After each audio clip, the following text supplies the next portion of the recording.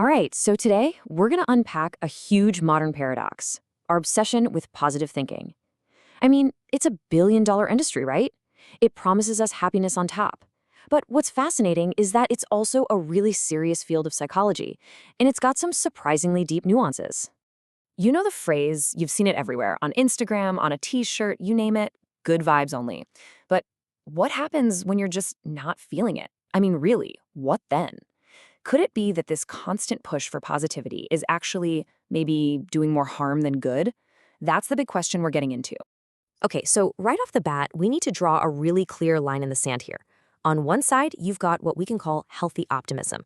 This is the kind of thinking that, yeah, it sees the challenges, it accepts reality, but it still holds on to hope. But then, on the other side, you've got toxic positivity. And that's the stuff that demands you deny any negative feelings and just smile through everything no matter what. See the difference? One is rooted in reality, and the other is basically just denial. So, how in the world did we get to this point? To really get it, we've got to take a look back at how this whole positive thinking thing went from a self-help idea to a full-blown field of science. You know, for most of its history, psychology basically had one job: fix what was broken. They called it the disease model. And especially after World War II, the entire field was laser-focused on treating problems: pathologies, mental illness, trauma, depression, you name it. And you can kind of see how this idea started bubbling up over time. It actually began outside of science. Back in 1952, you had Reverend Norman Vincent Peale's massive bestseller, The Power of Positive Thinking.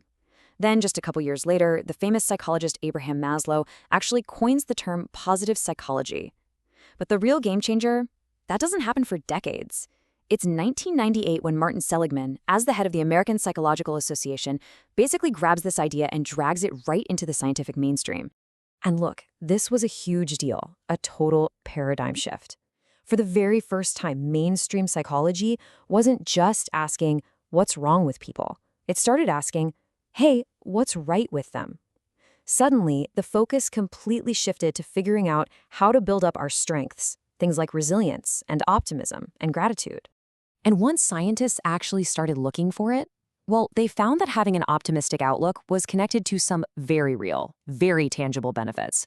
We're talking better moods, sure, but also improved physical health, like a stronger immune system, stronger social circles, and yet, at the end of the day, just more happiness overall.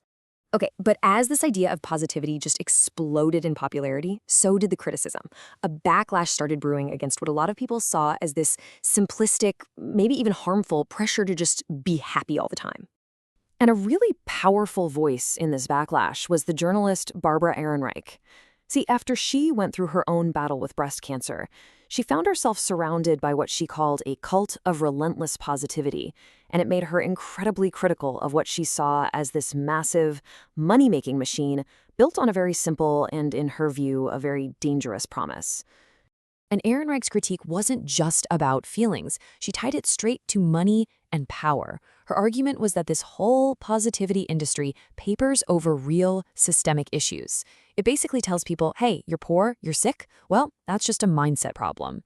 She even pointed to how corporations used it during the mass layoffs in the 80s and 90s. It became a tool to tell fired employees to just look on the bright side and reframe things. And this leads us right to that term we mentioned earlier, toxic positivity. What is it? It's that belief that you have to stay positive, no matter what. And what that does is it forces you to push down or deny totally normal human emotions, like sadness or anger or grief. But suppressing all that stuff, it can actually stop you from healing and make you feel shamed for feeling human. But the critique goes even deeper than that.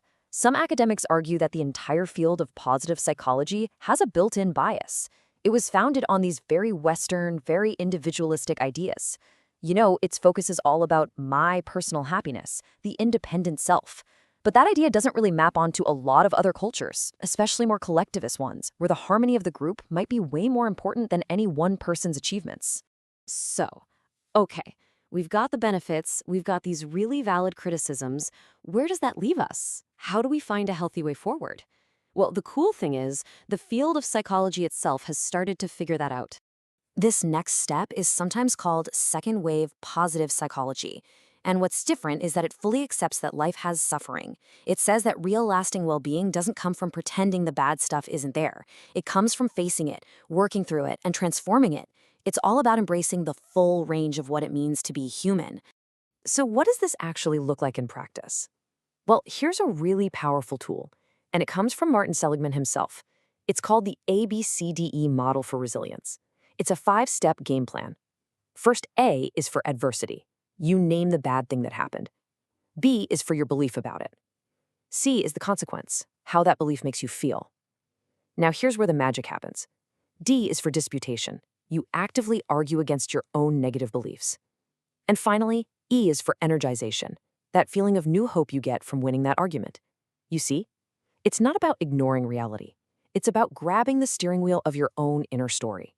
And there are other really practical science-backed tools too, and a lot of them center around gratitude.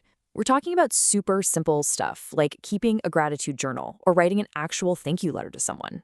There's even one called the Best Possible Self-Exercise, where you just take a few minutes to imagine your future if everything goes as well as it possibly can.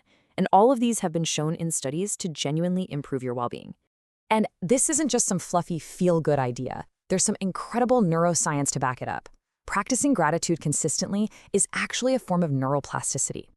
Think of it this way. It's like forging a new path in a dense forest. The more you walk it, the wider and clearer that path becomes. So by practicing gratitude, you're strengthening the neural pathways in your brain for things like reward and social connection. And at the same time, those old overgrown paths of stress and negativity, they start to fade away. You are quite literally rewiring your own brain for a better life. Which brings us to a final, pretty big thought. When you pull all this research together, it seems to be pointing to a totally new goal. Maybe the point isn't to constantly chase after some state of permanent happiness. I mean, what if, instead, the real goal is to build up the resilience, the wisdom, and the authenticity to handle the entire human experience, the good stuff, the bad stuff, and all the messy parts in between? What if that's what it's all about?